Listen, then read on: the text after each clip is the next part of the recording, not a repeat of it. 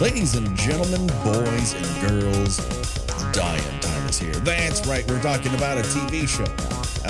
We're talking about Baywatch Nights. Again, on Kill by Kill's TV Terrors. Well, greetings and salutations, Internet. This is your old pal, Patrick Hamilton, coming to you once again from the most scientifically advanced place on Earth, the port of San Pedro. This is the Kill by Kill podcast, where usually we talk about horror movie characters, the order in which they die.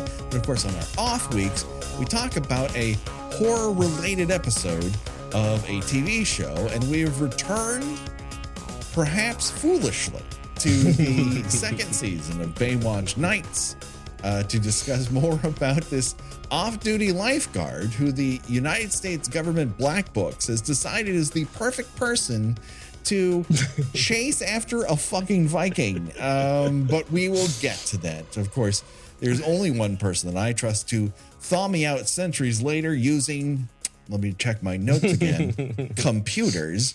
The one, the only Gina Radcliffe. How are you doing today, Gina? Computers and the strobe light. The strobe light is an essential piece of equipment. It really is. That and a lot of fog machines happening and a lot of ADR, which we will get to. We will get to that ADR.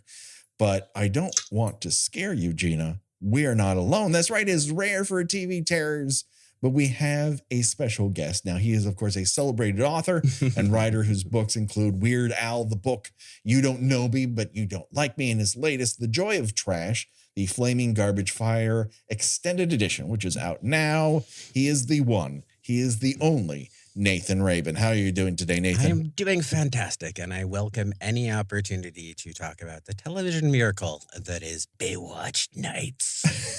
This is true. There should be a smoky saxophone solo right here for atmosphere. Yes, it does confuse sexy sax with scariness. And as Gina noted to me while I was driving home, there also appears to be a screech that appears when Baywatch Nights, the title card, comes on the screen. For some random reason, they're like, Steven!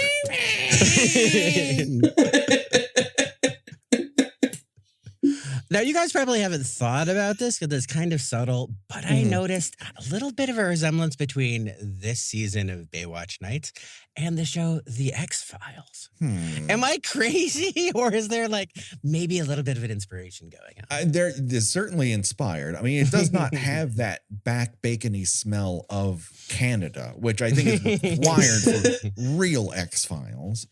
It's very San Pedro based, which is more X-Files post season 6.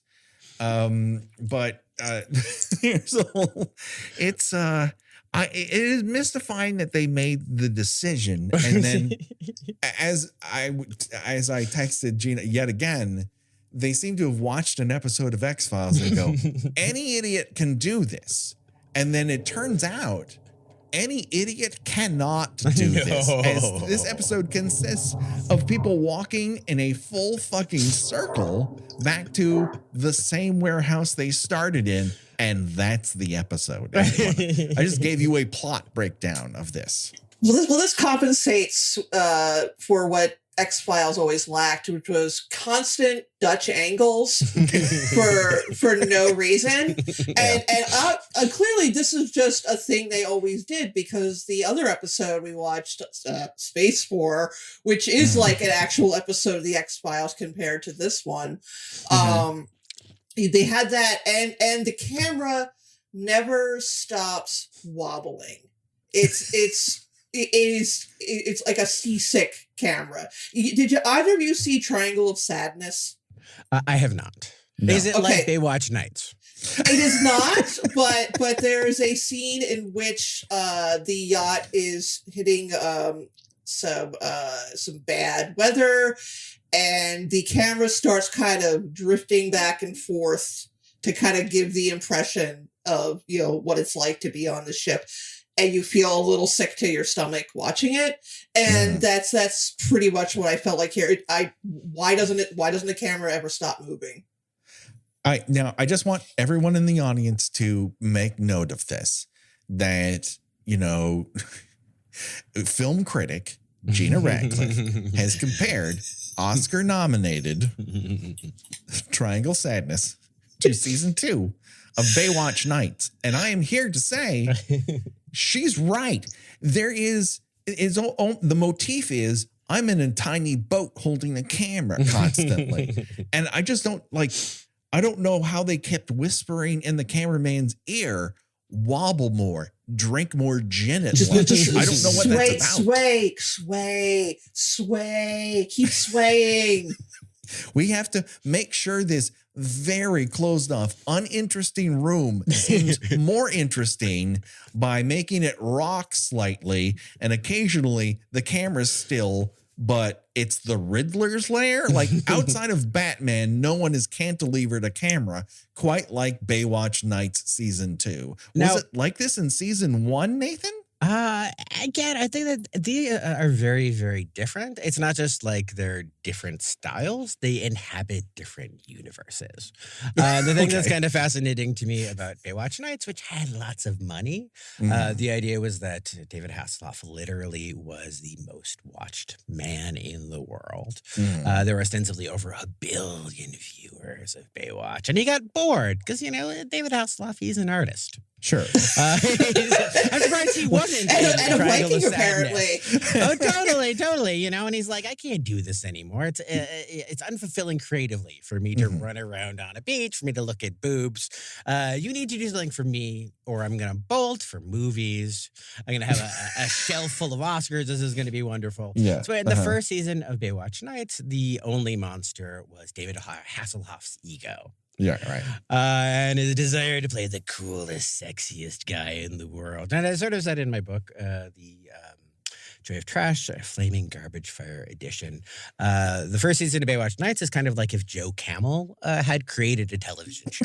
It would basically be Baywatch Nights, and then the other sort of comparison to How Far Days. It's like the episode of the spinoff episode of The Simpsons, where Chief Wiggum becomes a sexy, sexy private eye in New Orleans. So you kind of bring those two ideas together, and you have David Hasselhoff in the lead, and you create something that is transcendent and wonderful. And also has a real early House of Blues vibe, because that was very, very not cool. Late House of Blues vibe. No, a very, when very it was early. underground, When House of Blues was cool. Before when the James crystal Belushi was vodka money started flowing into House of Blues. Before House of Blues sold out. Sure. And that was the other thing too, was they had like all of these blues musicians, and they were all 8-year-old white Australian kids. Because they're like, blues only music, the best. It's for white children who has suffered more than adorable white children. And it had Lou Rawls, which was really amazing. And then the first season it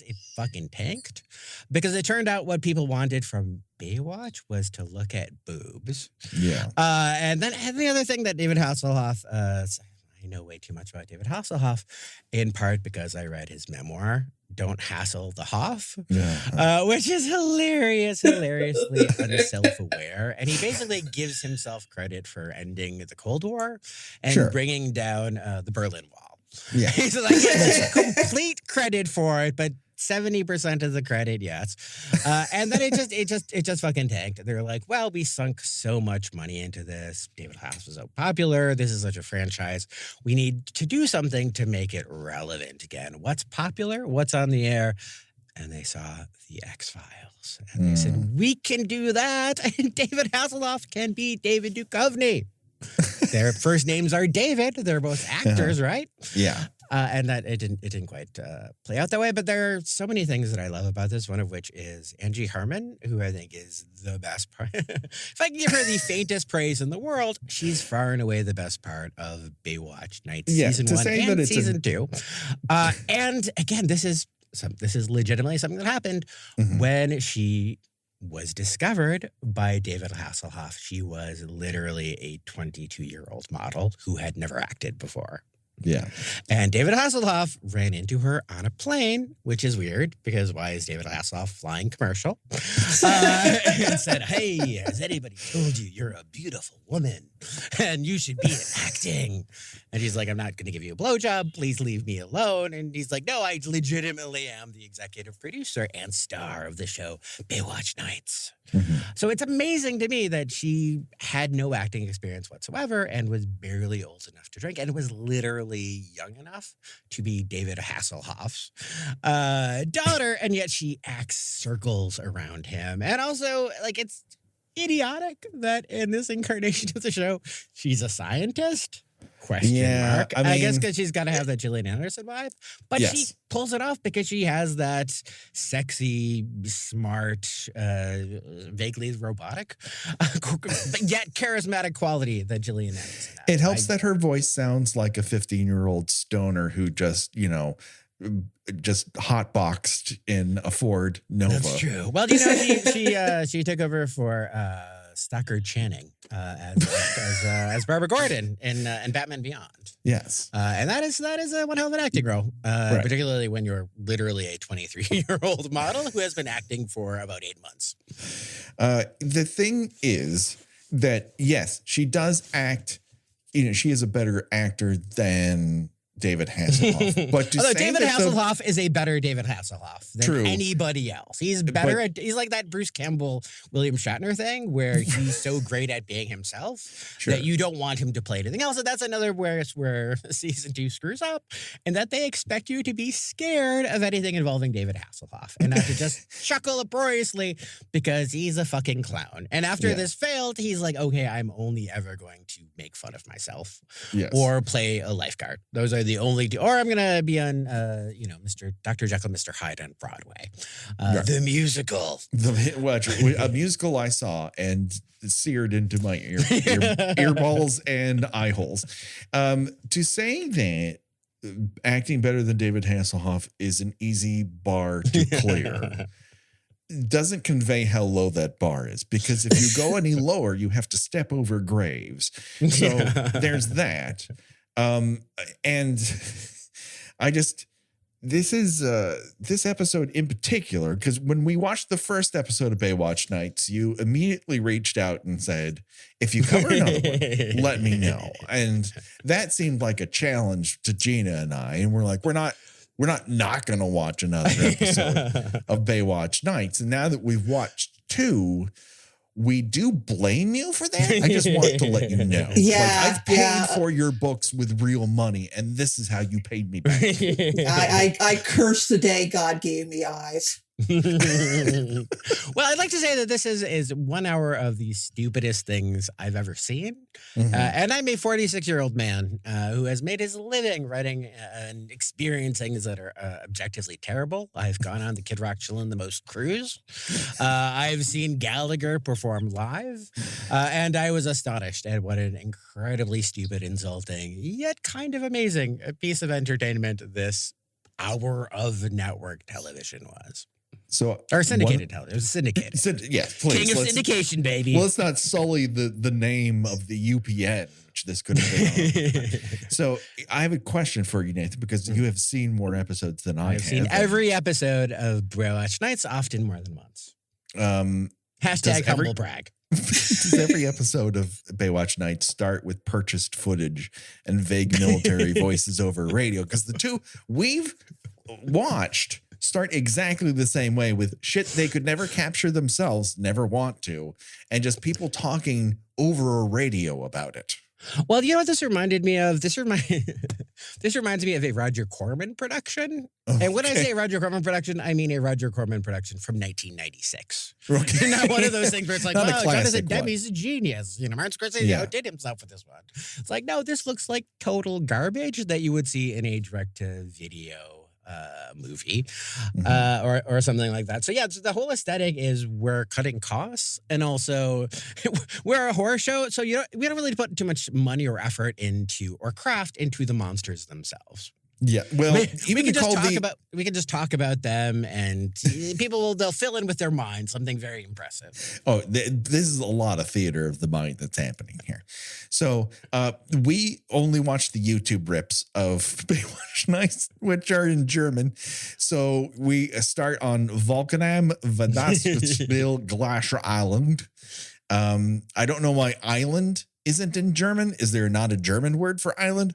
Who can say? Yeah.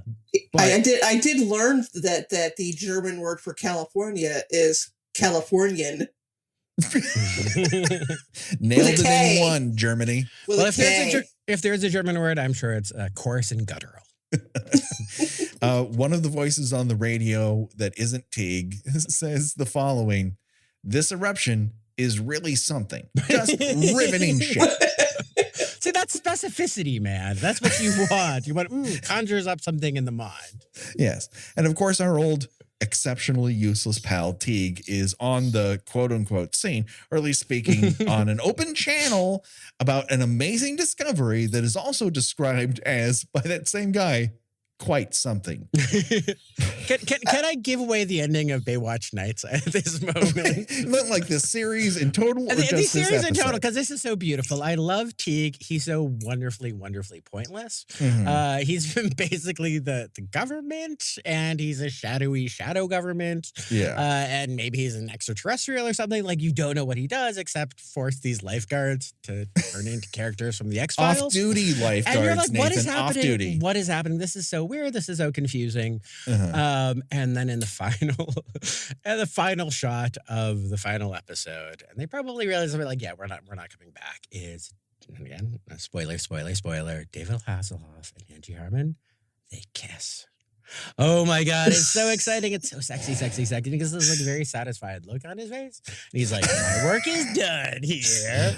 This has all been an enormous conspiracy to get these two attractive white people to smooch. So it's a long con to get Angie Harmon to touch lips with him. Yeah, they've got, billions of dollars. And it's all engineered. I was honestly hoping you would say he turned into a werewolf or something. I am so disappointed. That would be so much better. Yeah. That would be Endless better. horrifying. But that would be silly. And as we've realized, Baywatch Nights doesn't go in for that silly stuff. No, absolutely not. No. No. That's why they immediately, after that footage that they paid for, they go to the port of San Pedro, which is really the port of LA. But this, of course, is hard sci-fi. So there's certain strictures you have to adhere to. And in a very Dutch-angled lab, we're told by a doctor we're not allowed to see for a very long time. I assume to hide his identity, or it was added later, that what they're doing with these frozen bodies on slabs is, quote, injecting the bodies with amino acids. Ooh. And that these specimens were frozen in saline solution, which Gina, I understand that the sea is salty, right? But it's not saline solution. That's not something that occurs in nature, correct? That's something that goes into breast implants. Right. They didn't So something David drown Hasselhoff and would be very freeze in an familiar ancient with. contact lens factory. Well, I assume that just saying they were frozen in seawater would not sound quite as cool and technical. Yeah, that's very true. And of course, as I just said, this is hard sci-fi. So they really, and it is, because most labs aren't expensive enough to have fancy bubblers in the background in different colors. Yeah, all they're missing is like the Spencer Gifts, like one of those electric ball lights that were a thing in the 80s. That you touch. like it's Dr. Frankenstein's laboratory. Yes. Well, you guys seem skeptical, but I should note that the scientific technical advisor for this season was Neil deGrasse Tyson. And that he basically made his reputation ensuring that every episode of Baywatch Nights, the second season, was scientifically accurate and legitimate. This checks out based on what we've seen so far. And of course, at this moment in the opening of this episode, this is where we get a slow motion close-up of one Sven Ole Thorsen. He's our big guest star of this episode. Sven is best known for being Arnold Schwarzenegger's stunt double and frequent on-screen punching bag in films like Conan the Barbarian and Predator and Red Heat. And he was also massively dubbed for his appearance as Rich Guy with Crossbow and Hard Target. Stay tuned. Oh, I love that movie. It's a great movie. It's fantastic. And listen, Sven Ole Thorsen is a presence, right? Yeah, I don't is it? like. I see him, I get happy. There's a lot to like, but he's not given a lot to do. Here. No. Well, he's And- the big Swedish looking dude. That's basically all he has. That's his entire role. And he's given a very wiggy wig to wear on top of his head, which doesn't quite fit. They have to put a band around him. He looks more like old Conan the Barbarian than he does an actual Viking. Or he's a stand-in for the Conan the Barbarian stunt spectacular experience, which once was at Universal Studios Hollywood.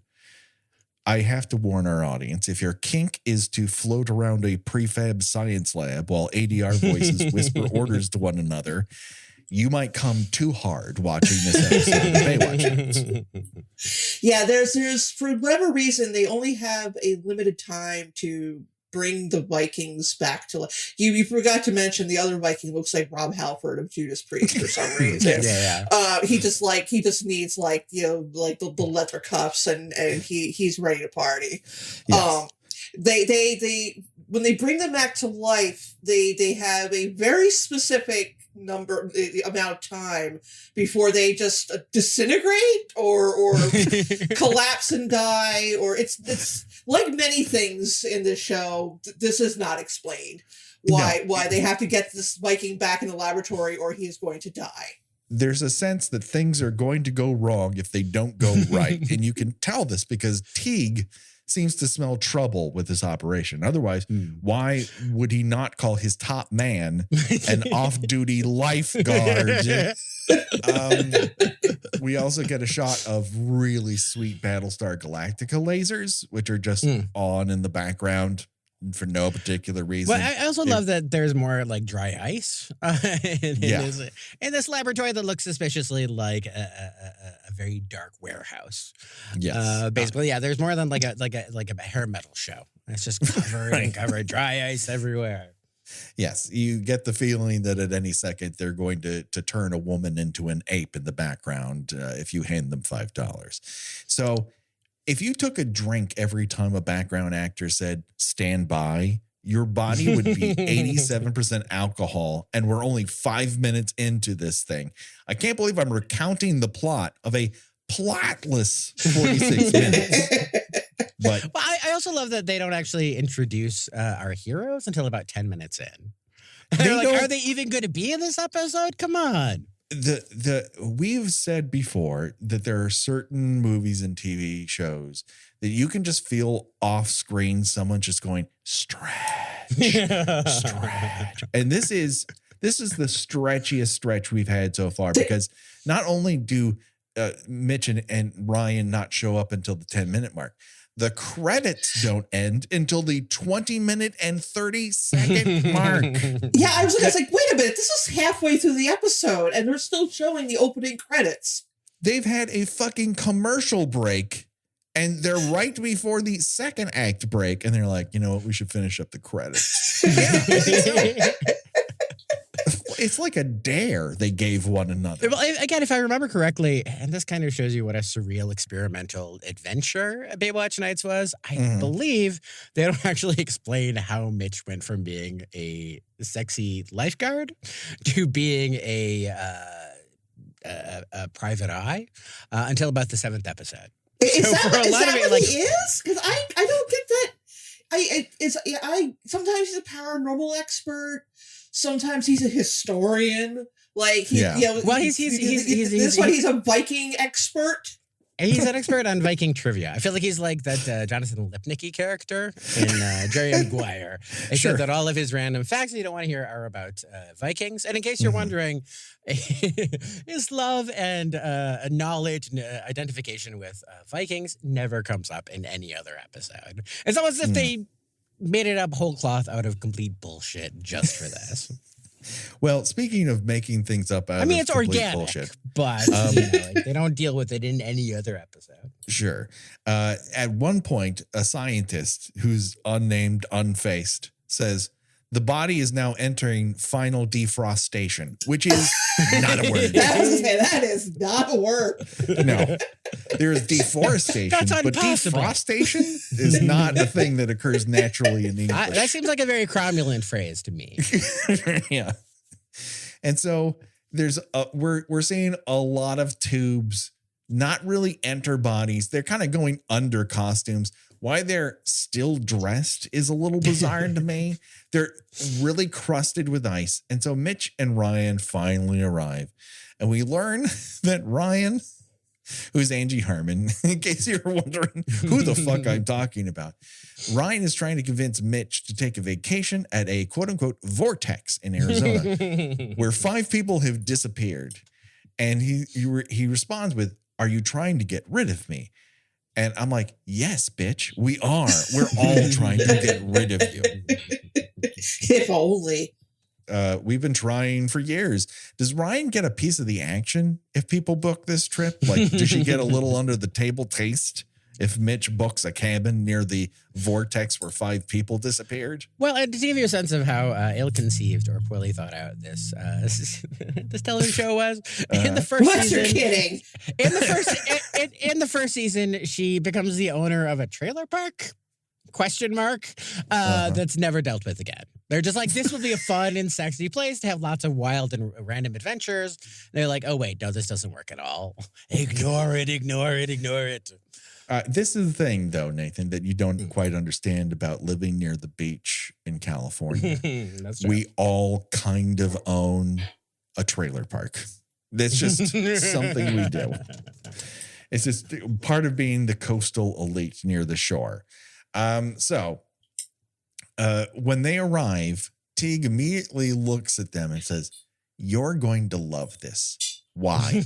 What about this situation is something that anyone, nevertheless, these 2 people would love? Also, why did he call them? I don't know. Like, what is, why? Like, he knows. You got to check this out. I need an audience. No, I can't talk to anybody He's else been about there this. the whole time. So he was there when they found the Vikings. So what is he calling them in to investigate? I don't know. Like, to double check the science? What the fuck does it what is the contract between Teague and Mitch in, investigations? Like, are they paid hourly? Is it a day rate? What does their NDA look like? Or is this like a Scooby-Doo situation where he just calls the gang in and they're like, well, we don't have anything else to do on a Tuesday. Let's go see them wake up some fucking Vikings. It's kind of got a Charlie's Angels kind of thing going on there. But Charlie's Angels is a fucking business. That's a business with a storefront and a business manager and a guy who's paying the bills. That's established right away. I don't know who's paying for any of this. Who is keeping Mitch in Adidas themed leather jackets, Nathan? That is a damn good question. Maybe God? Maybe he's some sort of angel? Let's not bring God into this. Season 3, it'll be revealed that they're working for God himself. That would make so much more sense than anything that is presented in this hour of television. Baywatch Nights 3, Highway to Heaven. It's the perfect evolution. So Sven, of course, is the first to wake up out of the. Let's assume his name really is Sven. Being a Viking and all. What else am I get? I guess I can come up with other monikers for him. Let's hope that I can do that along the way. But he wakes up. And he isn't awake for more than 10 seconds before he starts tossing extras. Well, It's an episode of The Fall Guy. My favorite reaction is when someone, again in ADR, says, "Give him space." Give him space. Give the newly awoken 900-year-old Viking space. Well, I love how Don't crowd nonplussed him. they are by the fact that these Vikings come back to life and immediately start acting like Thor.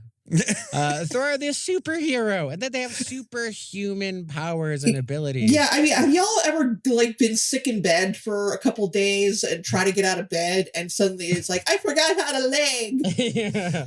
But Well, they're somehow not shooting you up with amino acids, Gina. If someone was giving you a fat tube of green amino acids straight to your chest, you would be bench pressing extras like it's is that going some out like of business. is that some like whatever the fuck his name from Reanimator? Is that like some of his patented juice? I would love to think Herbert West. Herbert West, Reanimator. yeah, thank you. Yeah.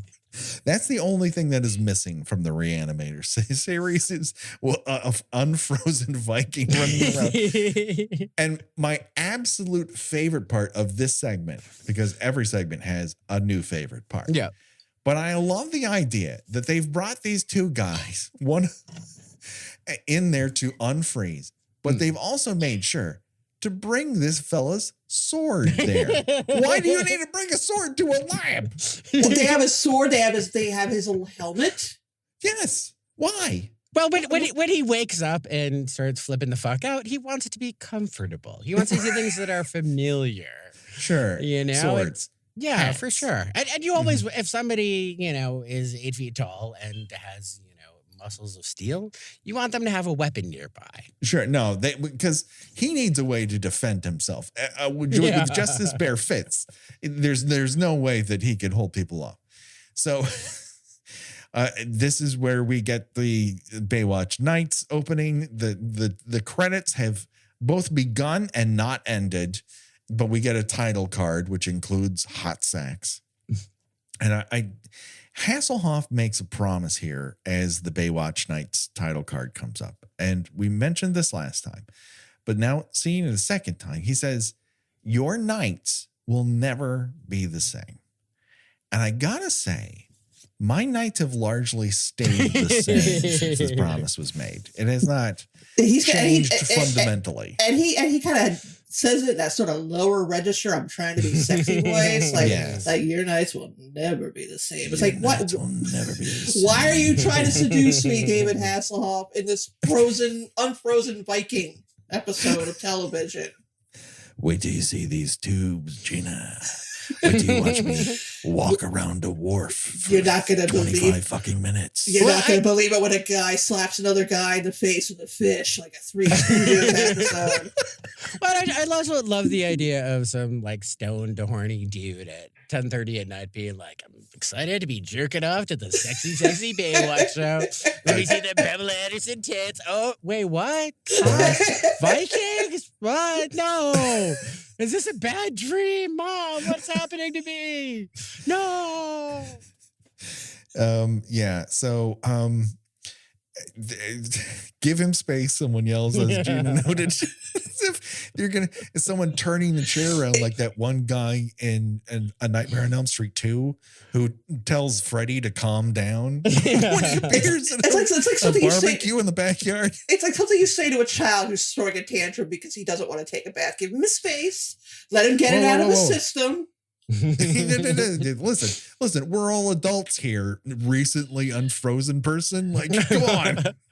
Well, there are a lot of variables. Nobody really knows what the protocol is when an unfrozen Viking warrior. Yeah, it is interesting with his sword. It's interesting that they have not planned, despite this entire laboratory existing to wake these Vikings up. Yeah, nobody is prepared for what happens when the Vikings wake up. No one came with like an ezy translation book. I was going to say, there's no one there who knows how to speak. I guess would be Old Norse.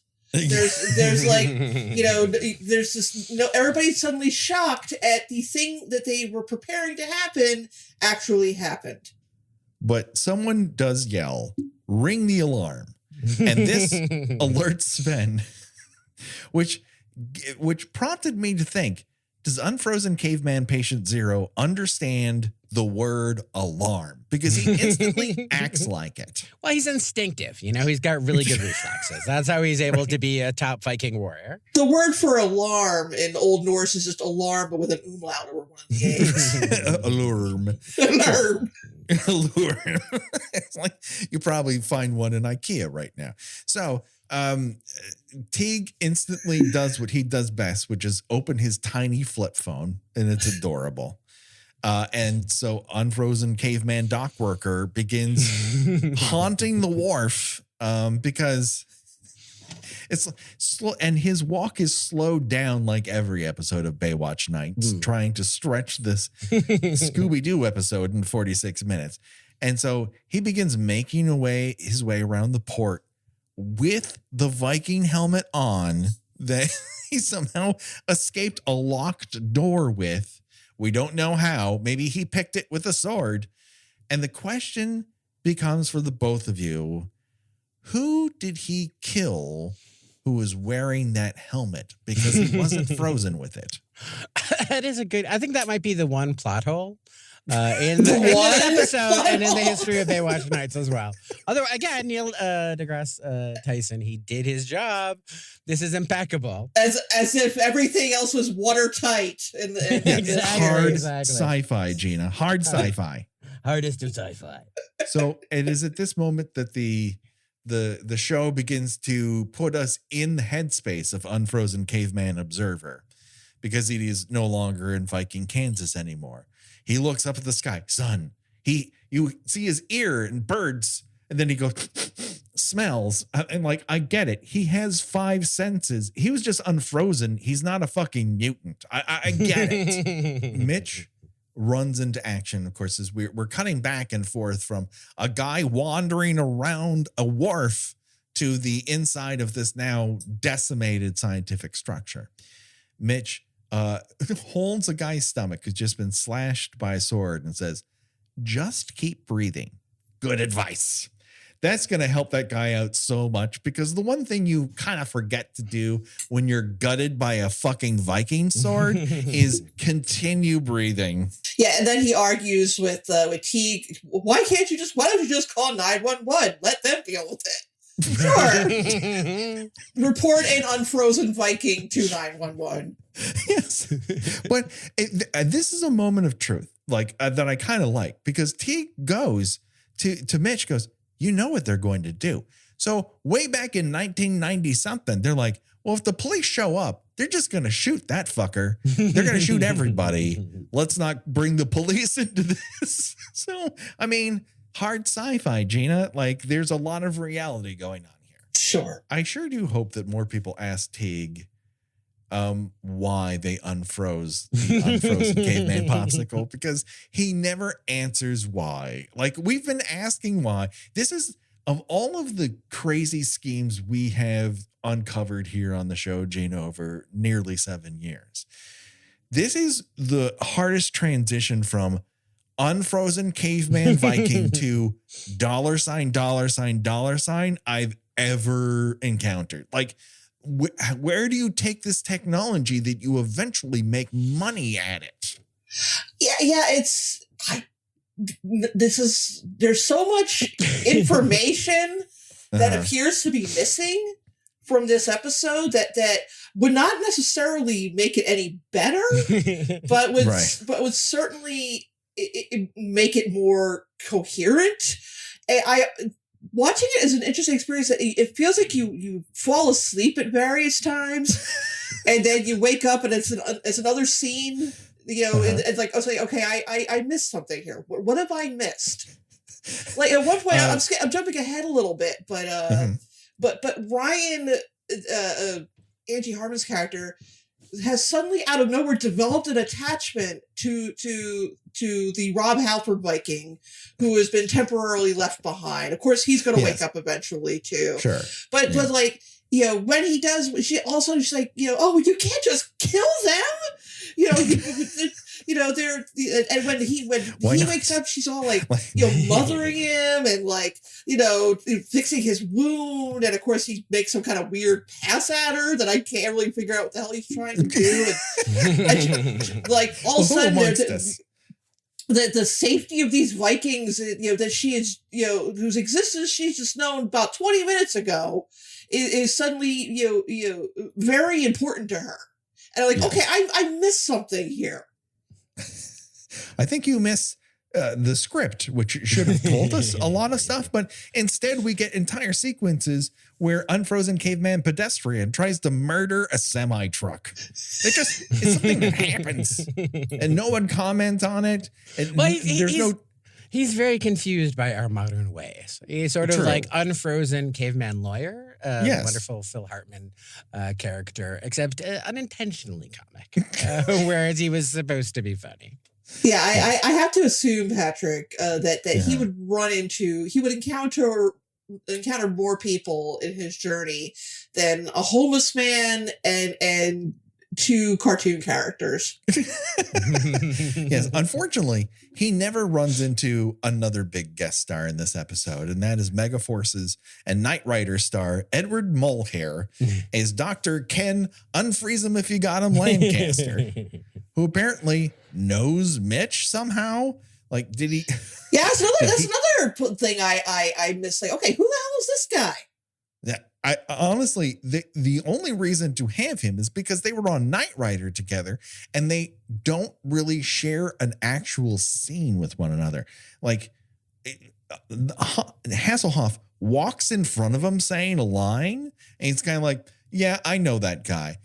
Why don't you talk to one another? Why didn't anyone, if the whole idea was to reunite the cast of Knight Rider, maybe have them have a fucking conversation?" But the show is like, we've got too much action going on for that. And cut to action, it's the guy wandering around a wharf. You think that his character was there to provide exposition, and this might be the most exposition-free action, science fiction, horror TV show I've ever seen.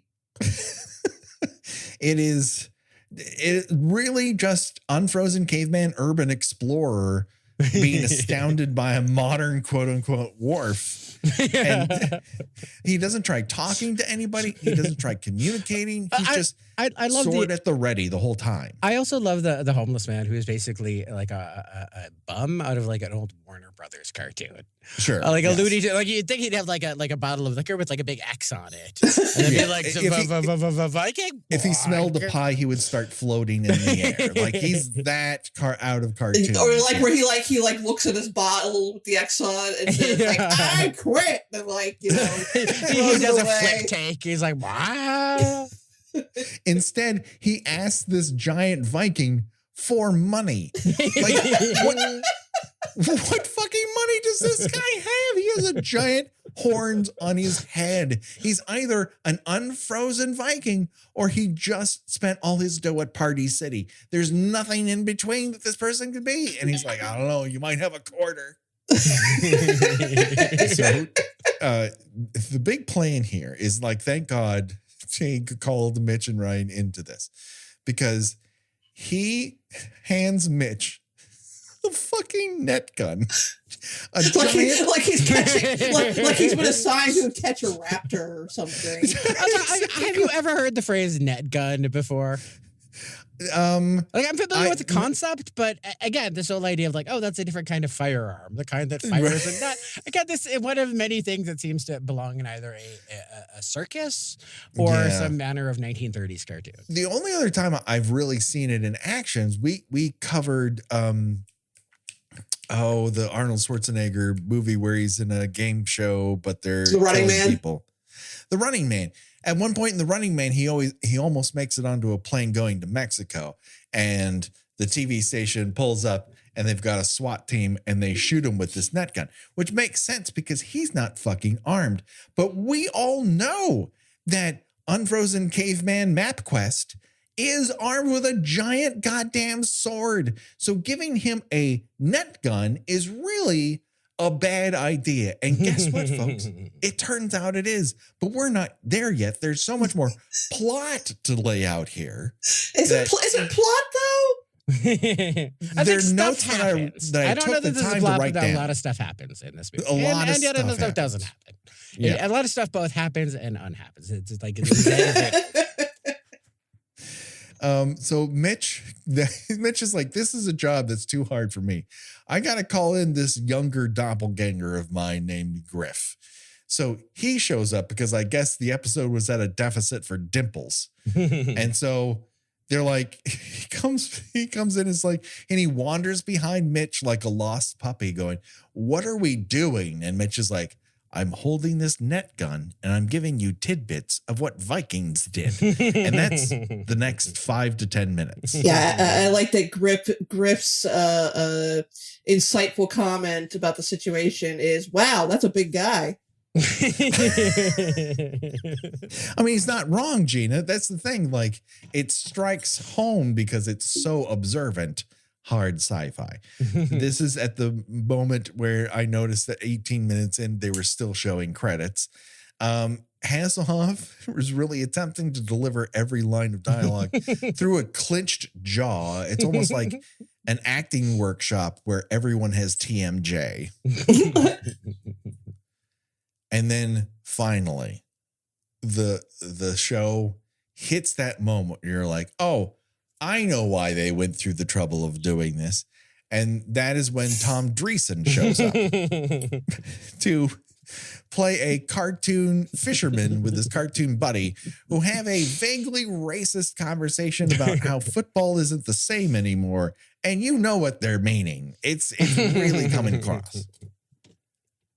Yeah, half of their dialogue again appears to be ADR, such as you better just let him take that fish, which is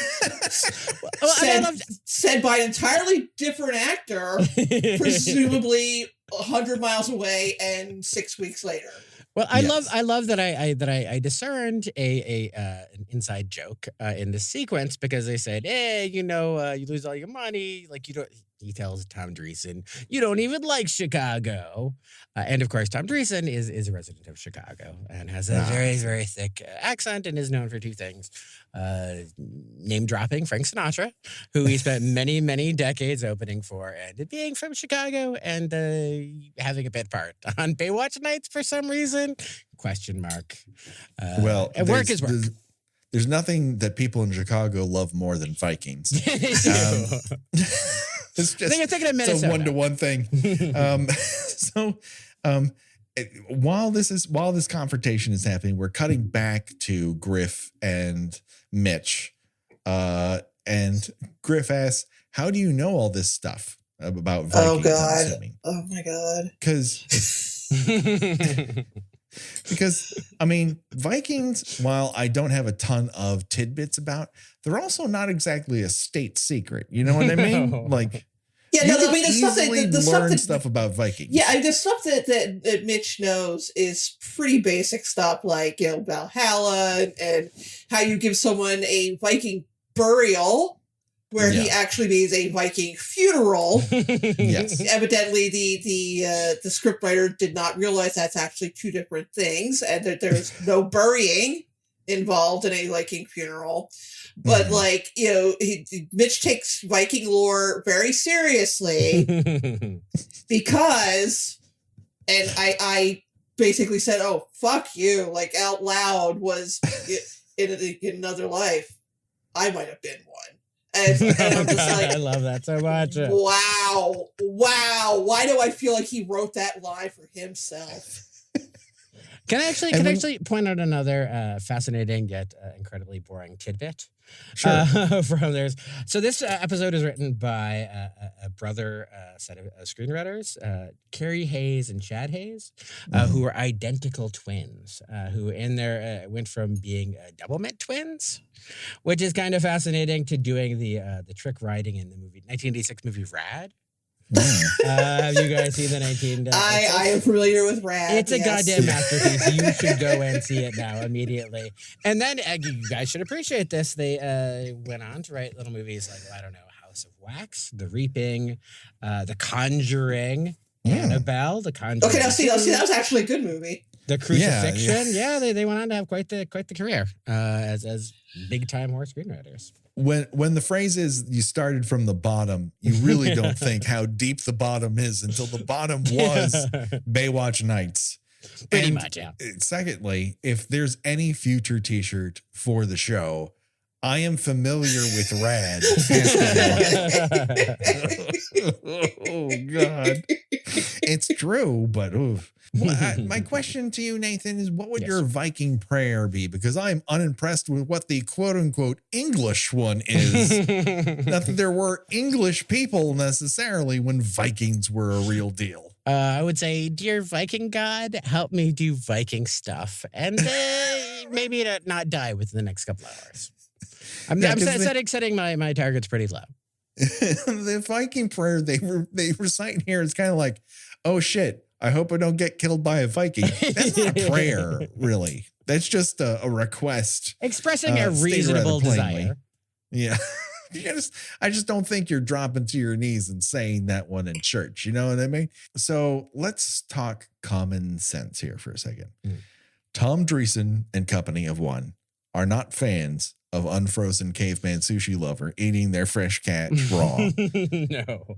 So they decide to walk over to Sven Ole Thorsen, a man the size of a Ford fucking Bronco, and threaten him with physical violence.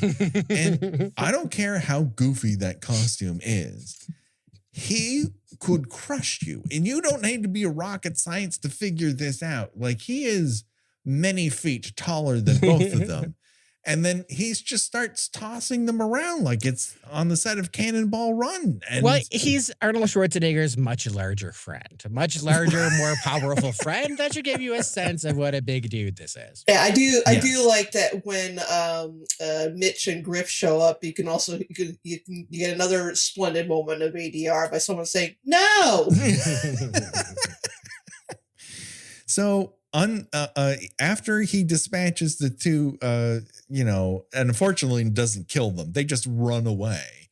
The two fishermen, unfrozen caveman stunt guy, just tosses around Mitch and Griff.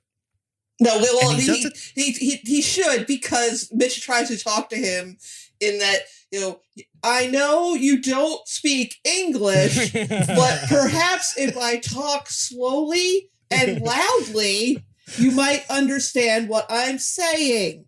I toss him around too.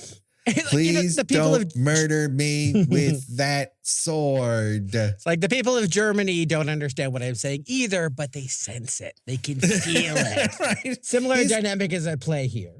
He's reached across the Atlantic and been able to harness the power of two nations and make them one.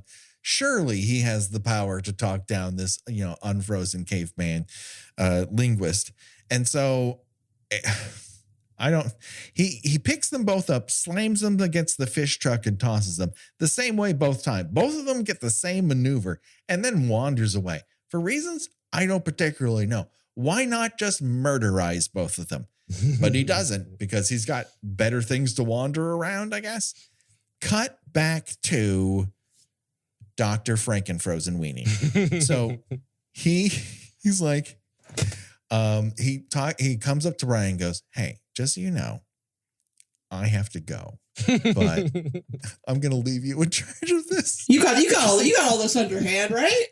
Like, you can figure this out, right? There's two unfrozen Vikings. Like, I love too that they did not learn from the experience of a unfrozen Viking coming alive and instantly becoming a superhero. They're like, he's got a knife in his arm, so that's really good. Should, God forbid, he come back to life immediately? There's no way he's just going to yank that off and start threatening us with it. It's like, no. You guys are you guys are not the world's smartest scientists. Scientists. The other question I really have for him at this moment is he's just unfrozen a person after centuries. It is a rather groundbreaking experiment that he's been a part of.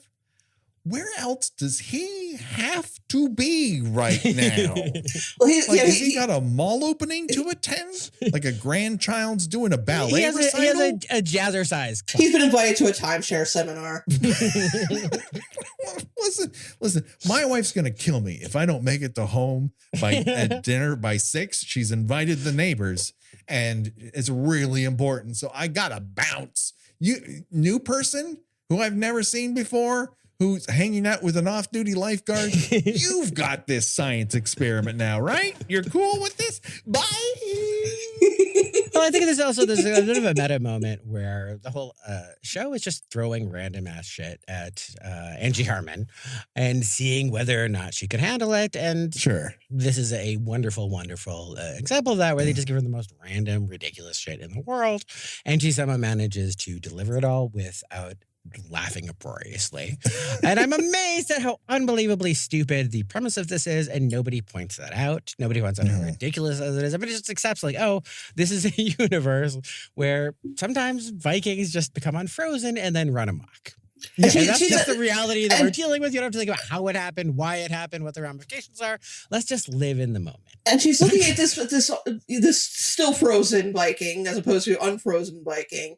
And she's just looking at him tenderly, like, this is suddenly, this is her baby now. She's in charge of whatever happens to him. And she's like, why are you fighting? Why do you want a boat? Why do you want to know? He's like, why not wait until he wakes up and ask him in a language he doesn't understand? And she says, and he has a knife in his shoulder. But I see where that knife is. A shoulder is at least 4 inches north on a human being. That knife is in his fucking heart. He should not be operational once he wakes up. Like, you gotta do something to that before you wake him up. But of course they can't do that. We learn from one of the doctors, because he says the computers are in charge. And she's like, so what you gonna do about that? He's like, I think we're going to try to shut them down. Well, is there a plug? Unplug them from the wall. Try that one. Instead of like tippy tapping on computers without any screens attached to them, it's just a bunch of blinking lights. Unplug them from the wall. We have a very uneventful chase between Unfrozen Caveman Tag Chaser, and he decides at one point, after tossing the Hoff around, that this shit just isn't worth it. And he just walks out of a room. He's just like, he's about to murder him. He's like, you know what? Today's been a lot. And just walks the fuck out of that room. And I've never felt more closely aligned with the character in Baywatch Nights than I was in that moment. So unfortunately, no one unplugs the computers. Now we have 2 unfrozen caveman grudge fighters. And this is when, via phone call, Ryan goes, can you figure out why these guys were in a tiny boat together? And he's like, let me think here. Oh, blood feud. They were definitely in a blood feud where you shove 2 guys out in a tiny boat and you just let them work it out with swords, and maybe one of them comes back. We could have wrapped that bad boy up real soon, like at the beginning of this episode, but okay. It's also said in such a way, like, oh, it's probably a blood feud, as opposed to what would be the other solution, which is a celebrity family feud, where they ask 100 people to answer a question. They have to pick the top 5 answers. And one of them is probably kind of sexy that you can get away with on ABC. And so once they get back in the same room where they fucking started. So this episode is literally a fucking circle. They begin to commence a very spark-filled sword fight with one another. And then Ryan's like, oh no, they're going to kill one another. And Mitch is like, yeah, that's their thing. They're into it. You can't reach Valhalla without like engaging in combat. And she's like, oh, okay. And then answering this question, he goes, let me get involved in this. Grab me that broom. I'll take care of this. So these 2 are having a sparking sword fight. He's like, between me and a broom, I think I can handle this. Oh my God. He literally brooms Sven Ole Thorsson's face. Sven does not enjoy this at all. He hits him in the back with the broom, and somehow this is effective. like he survived being unfrozen. He's literally lifted people off the ground. He attacked a semi truck. I just don't think a broom is going to be what brings this guy down. Yeah, he's built like a Mack truck. Pretty much. I'm not getting that he can be destroyed by a broom. Yeah. Although when they first enter the room, Griff is like, "Oh, thank God you're here. Have you seen them?" And Mitch says, "No. It's one room. This isn't the fucking Library of Congress." It's like, go to where this sparking sword fight is, where the two guys are grunting with effort, trying to kill one another with swords. That would probably be the clue you're looking for. And so somehow Mitch begins to lose this broom on Hulk fight that he's having. And the other unfrozen guy throws a sword into Sven Ole Thorsson's back. And Sven's like, "You know what? I don't know why you woke me up, but I'm happy to be going, okay?" And he just falls on the ground. And then the other guy goes, "Ooh, ooh, ooh, ook, ook, ook, ook." And Mitch is like, "Oh yeah, he needs his sword, otherwise he can't enter Valhalla." And he gives it to him. And they all look around like, "Man, what are we going to do tomorrow? Are we going to Spires after this? This is a lot." Mitch and Ryan are like near tears over these noble Vikings. They're laying down their lives as part of the to get into Valhalla. Yeah, I do enjoy the way he tries to pick up Ryan, which is he's to her immediate right, and so he picks up her right arm, which is across her entire body, and then tries to fireman carry her. And he can't do that. He does not have the core strength to do that at this moment in time. And I don't blame him. He's approaching this all wrong. Just scoop her up like a bride you're taking over, into a new house. You don't need to fireman carry this woman. She is literally almost as tall as you. Don't do that. But they fucking figure it out. Both the Vikings are dead. And then finally we've reached the Knights portion of Baywatch Nights. They're out in the middle of the wharf, and every responsible government individual had just beat fucking feet out of there. Yeah, they're totally fine with just leaving these unfrozen Viking corpses behind. They don't need them for apparently whatever they needed them for. They had to be alive. They're still there's no use for research purposes once they have died. Well, I think the computers got everything that they needed. From the hour and a half that they were still frozen. But the computers also died in sparky explosions because they were beat with swords for 5 full minutes. So that's also, they might want a backup tape is what I'm saying. Just like maybe hold on to those bodies, but no. Mitch has a plan. Put them on a wood raft, push them off a wharf into the middle of San Pedro Bay. And all of a sudden, this off-duty lifeguard is a fucking flaming arrow marksman and rips one off and lands on that little barge, and they go up in flame, and he and Ryan just hug one another because it's been one of those fucking days. And it's like they just put a family pet to sleep. They're just like, "Bye, we'll miss you on Frozen Vikings." Well, they're like pets, Yeah, it didn't have to end this way, but it also didn't have to start that way. It's a real why the fuck did this happen experience. That's for damn sure. And that, of course, brings us to another decision we have to make. Choose your own death venture. And that is where we decide of the deaths portrayed in this episode. If you were to die in one of those ways, which one would you choose and why? Up to bat. First, we have die in a tiny boat with a friend you don't like and get frozen.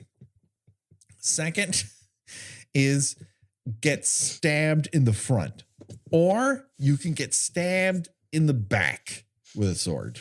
And so, Nathan, you are our guest, and I choose you to go first. Well, I'm a coward, so I'm going to choose getting stabbed in the back because I couldn't see it coming, and hopefully it would be quick and painless. And I would give me so much dignity if David Hasselhoff would place a Viking sword in my hands so that I can go to Valhalla. Which is what Insane Clone Posse calls Shangri-La, which I understand you Christians call heaven. Now, how are you going to look in that fur mankini that he's wearing? Is that a look you can rock? I think it's flattering. I think I've got the physique for it. Sure. Oh well, good. I've been told I got a Sven Thorson like swag about me. We've been mistaken on multiple occasions. Gina, what say you? I am going to take stab in the back as well because, but mostly because up to right before I die, I get a little sunshine. I get to enjoy some sushi. It seems like a pretty good last couple hours of my life. Makes perfect sense. There's no way in hell I'm just launching off in a tiny boat with a guy who doesn't like me. I don't even want to do that with a guy who does like me. So yeah, I'm just gonna get stabbed in the back. That's perfectly fine with me. That's a way to go. That's why I hope to go. Stabbed in the back with a sword in my sleep. Put it on the obituary right now. So that just about wraps it up. But of course, before we go anywhere, we want to do a bit of plugs. Nathan, why don't you tell people where they can read more of your stuff right now? Sure. I have a website called Nathan Rabin's Happy Place where I do most of my stuff. I've even written about Baywatch nights, multiple episodes, and I think I've had links as a whole. I have a book out called The Joy of Trash, the Flaming Garbage Fire Extended Edition, in which I write about both seasons of Baywatch Nights. And there are 52 comic essays about things that are terrible, yet fascinating to think about and to eviscerate. It begins with Joan Crawford's Guide to Life. And it ends with me going to a Blues Brothers convention in which James Belushi, as one of the Blues Brothers, is the climactic performer. And in between, there's kind of this whole world of failure that I find very fascinating, and I cannot recommend it highly enough. You can buy it from my website, nathanrabin.com. The shop, I'll sign it and hardcover and all sorts of fancy deals and whatnot. And then I have a Substack, Nathan Rabin's Bad Ideas. And I just finished writing about all of the Ernest P. Worrell movies. If you want to talk about Ernest Scared Stupid, I'm overqualified to talk about that as well. And then I've got a podcast with Clint Worthington called Travolta Cage, where we talk about all of Travolta Cage's movies. And right now we're in a hideous nadir.